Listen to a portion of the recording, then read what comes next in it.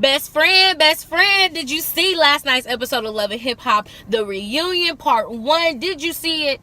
If you saw it, I'm wondering if you feeling like how I felt, which I felt like it was just lackluster. I didn't feel like I got anything that I didn't already know.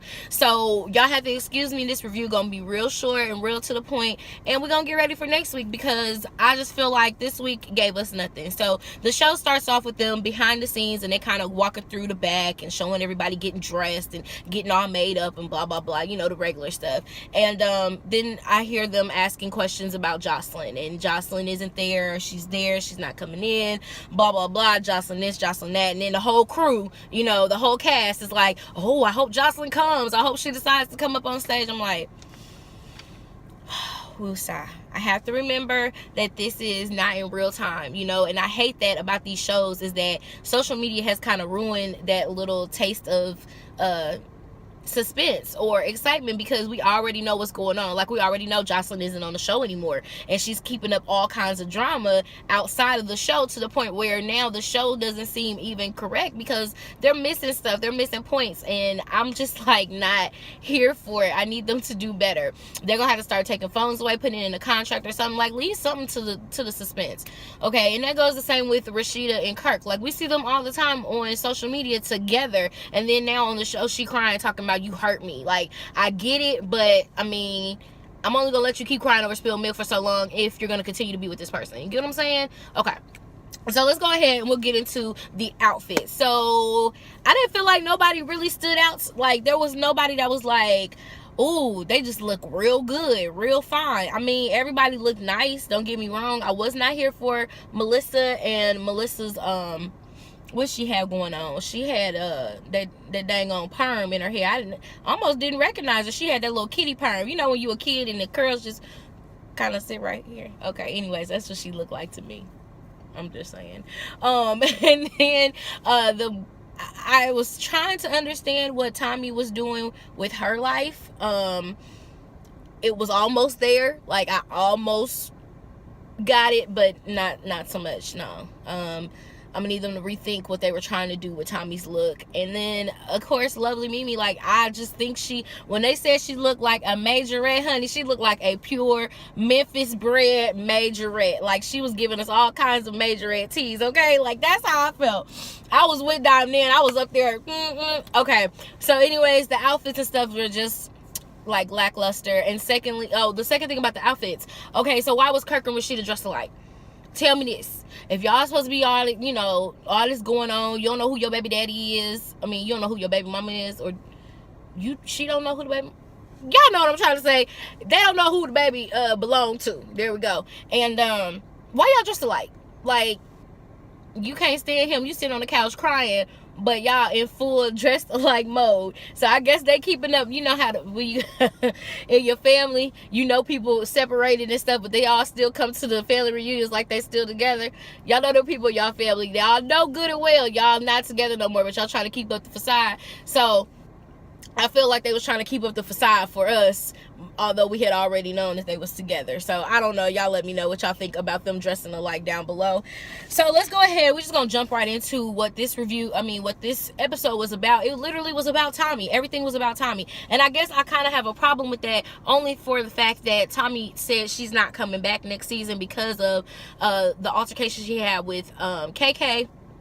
Earlier, probably about a month ago, we saw all the drama unravel with them two. So I was like, okay. But at the same time, I understood it because she was in all the drama. Tommy was the drama of this year. Like, if it wasn't Carly, it was Treasure P. If it wasn't Treasure P, it was her own damn mama. If it wasn't her own damn mama, it was KK. Like, it was always something with Tommy. And that's pretty much, oh, I forgot, and Dime. So, like, she pretty much was the season this season. And without her, they wouldn't have had nothing but Kirk and Rashida's story with the baby. Like, that would have been it. So anyways, it was basically Tommy versus everyone. They just replayed everything that they did this season, from drama to drama to drama to drama to drama. And you could tell that Tommy really has issues. She really needs to go get some help, because she would go from like 0 to 100 real, like, it was almost real too quick. Does that make sense? Like, it was just too fast. And I think she needs some help. She really needs to get some therapy, seek some, and then she can come back to the show when she get her shit together.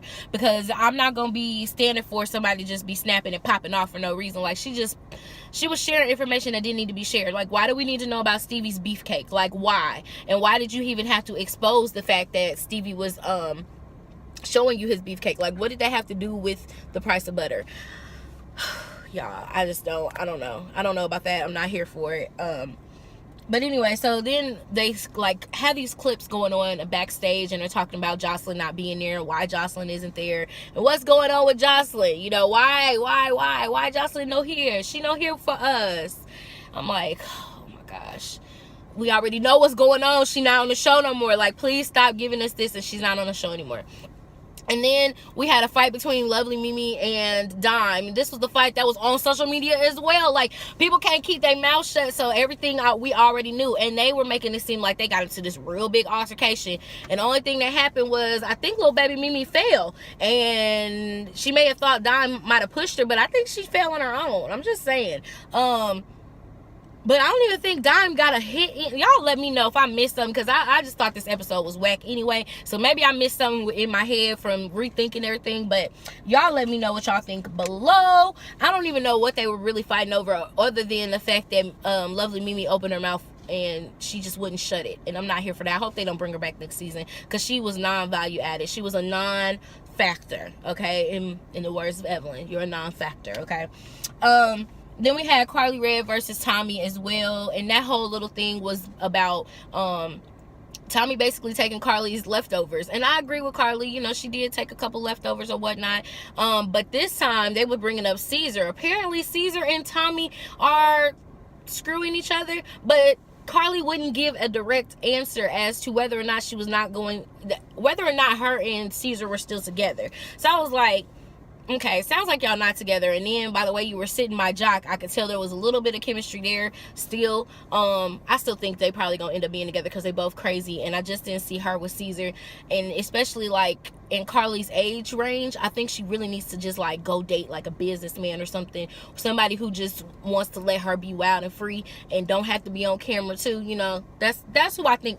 That's who I'm going to hook Auntie Carly up with. I'm going to go find me one of these businessmen. Matter of fact, she need to date a white man. No tea, no shade. She need to go date her a white man that is going to just let her live and breathe and be an adult. That's all I'm saying. Then we had Kirk versus everybody. And I say that because everybody was crying about Kirk and Rashida relationship. We just want y'all to stay together. Oh my God. I'm like, y'all really hurt over this real story. Like, I just don't understand. Like, why is everyone on the stage crying? They did not cry this much over Shooter and Mariah and what was his wife's name? Y'all, that's how much of a non-factor they are to the show. I forgot the daggone girl name. But y'all know who I'm talking about. Like, people weren't crying over that. I'm like, her husband was screwing and paying this lady, and she was out here like didn't care. Y'all not gonna cry over that. These relationships on Love and Hip Hop is OC, and these friendships, like, I'm gonna need everybody crying on the same subject. Like, all this cheating going on, everybody need to be crying because everybody cheating, okay? I digress. Again, behind the scenes, they were basically just trying to figure out what was going on with Jocelyn. Was Jocelyn coming? Is she here? Why she won't come on the stage? I just felt like it was just boring. I mean, I was bored. I actually was probably watching a little bit of YouTube while I was watching the show, and I try not to do that, but at the same time, giving y'all a review of the show, I have to be honest and tell y'all, you know, how I watched the show as well. Like, did it really capture my attention? And it did not.